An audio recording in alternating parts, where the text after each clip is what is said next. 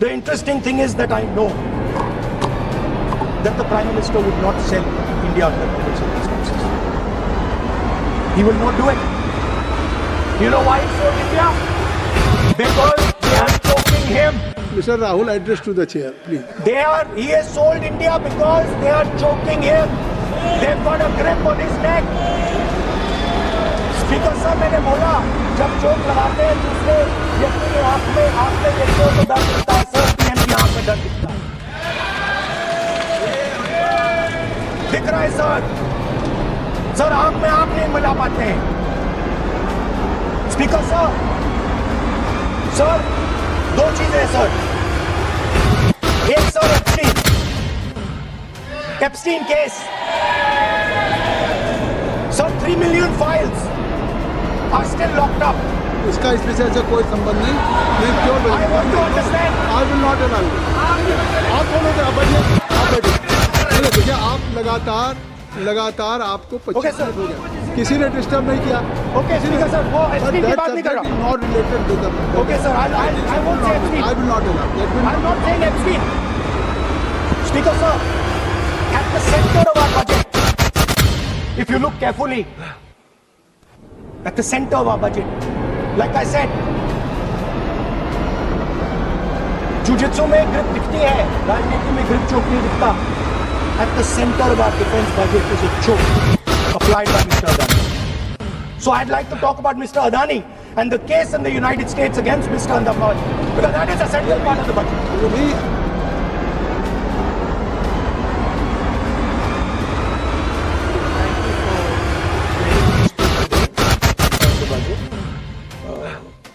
Thank you, Rijiju ji, for your comments. I appreciate them. Sometime back, Rijiju ji asked me,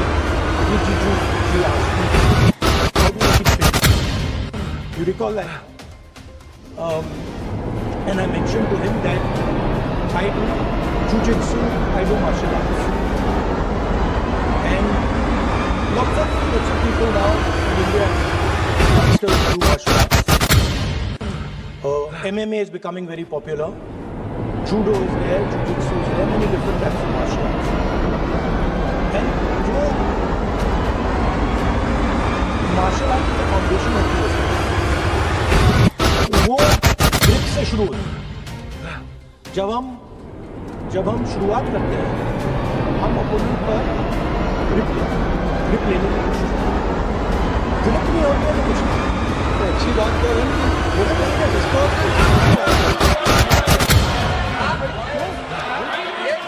उनको support करना थोड़ा आप बोलने दीजिए, आप उनको बोलने दीजिए। मैंने कहा आप अच्छी बात कह रहे हैं, थोड़ा सा क्रिएटिव फ्रीडम तो दे दीजिए। तो शुरुआत करते होती है और लक्ष्य होता है कि ग्रिप के एकदम आने के बाद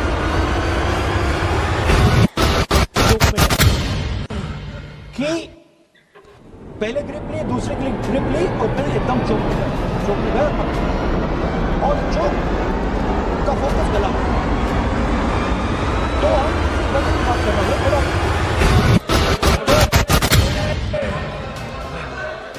सो फोकस बजट पे ही बात होती है। तो राष्ट्रपति के भाषण में नहीं बोले तो वो बात नहीं बोल रहे हैं। तो पूरा फोकस ग्रिप पे होता है, ग्रिप से लड़ाई शुरू होती है और ग्रिप से हम चोक में जाते हैं। सर, करते हुए जब आदमी के हाथ में चोक आ जाता है ग्रैपलिंग में, जो ओपोनेंट होता है उसकी आंख में दिख जाता है कि बात समझ आ जाती है कि अब मैंने इसको पकड़ लिया है।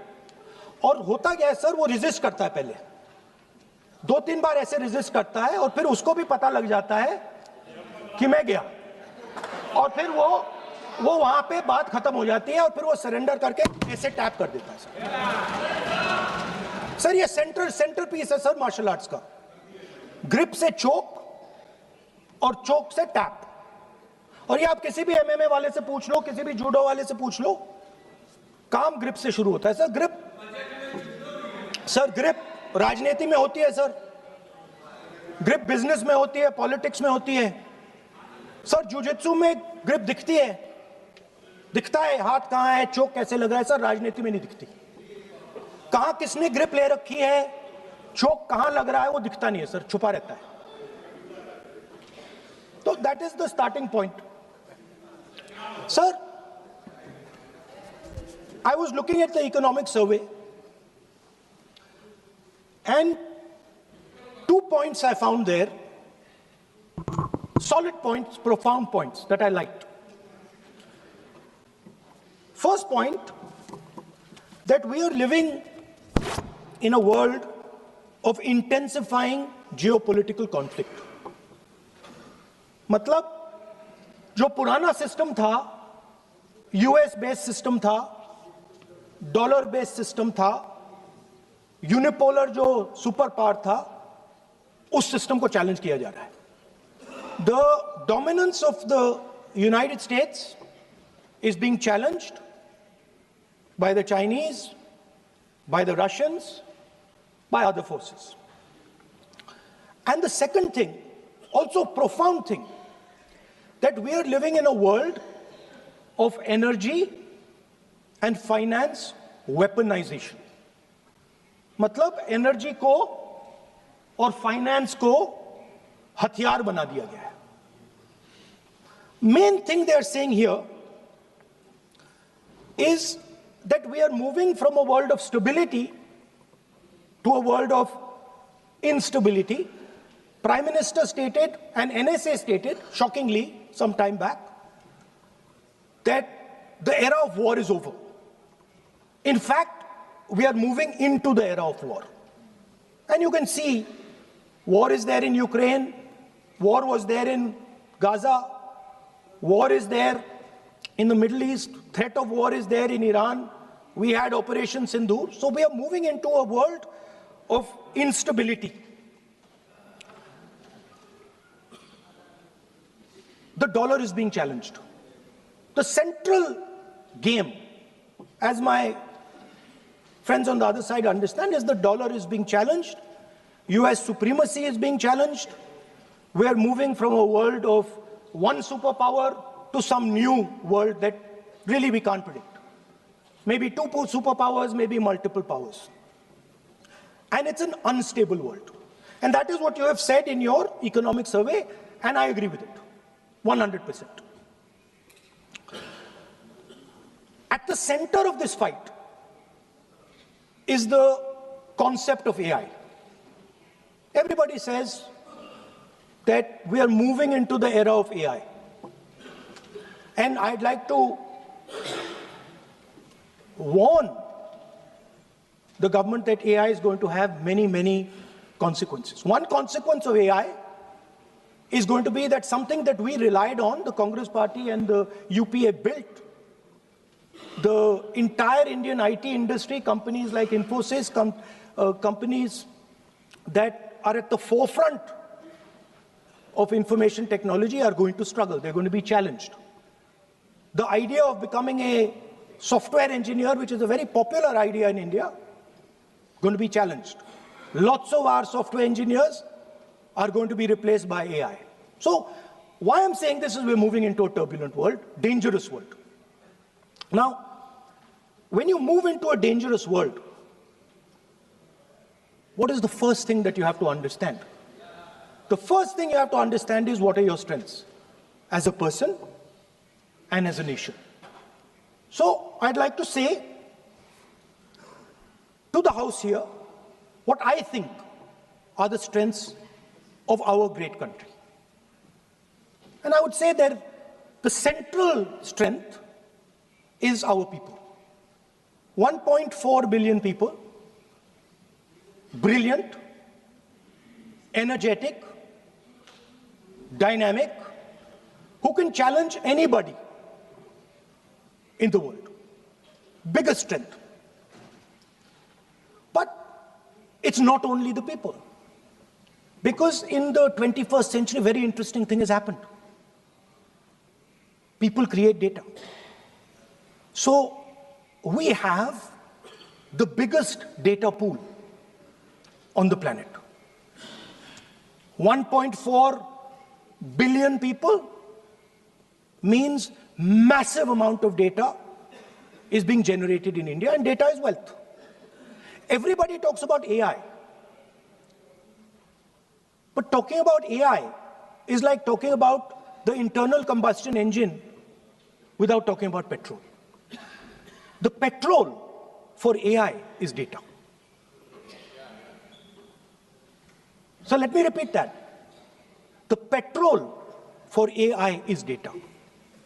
Meaning if you have AI and you don't have data, you have nothing. If you have AI and you don't have data, you have nothing. Now, which are the two biggest pools of data on the planet? The Indian pool of data and the Chinese pool of data. They also have 1.4 billion people. We have bigger population than them. We allow more freedom. We allow our people to do more dynamic things. So we have, in fact, more interesting data. What's the second strength? The second strength, and what do you need in difficult times? You need food. Who produces our food? Our kisans produce our food.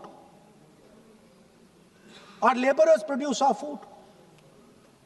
This is what gives us strength.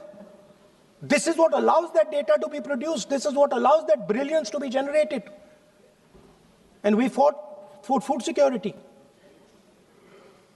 Food is abundant today. So that's the second thing. And the third thing, what do you need to run a modern country? You need energy. You need fuel. You need petrol. So these are the three things that need to be protected in turbulent times. Our people and our data, our food supply, the ability to produce food, and our energy system. Now, what's interesting to me is that the budget recognizes these things. The budget recognizes that we are going into a dangerous time, intensifying geopolitical conflict. The budget recognizes that energy and finance are being weaponized all across the world. Dollar is being weaponized. Dollar is weakening in value. Gold, silver prices are going up. Everybody can see this. But there is nothing in the budget. There's absolutely nothing in the budget that looks into these two issues. There is nothing in the budget about energy and finance weaponization. There is nothing in the budget about the intensifying geopolitical conflicts and what we are going to do about it. The budget just reads like any of their budgets, right? And budget is something, of course, that comes once a year.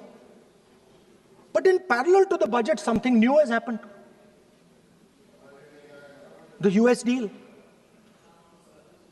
We have made a deal with the United States.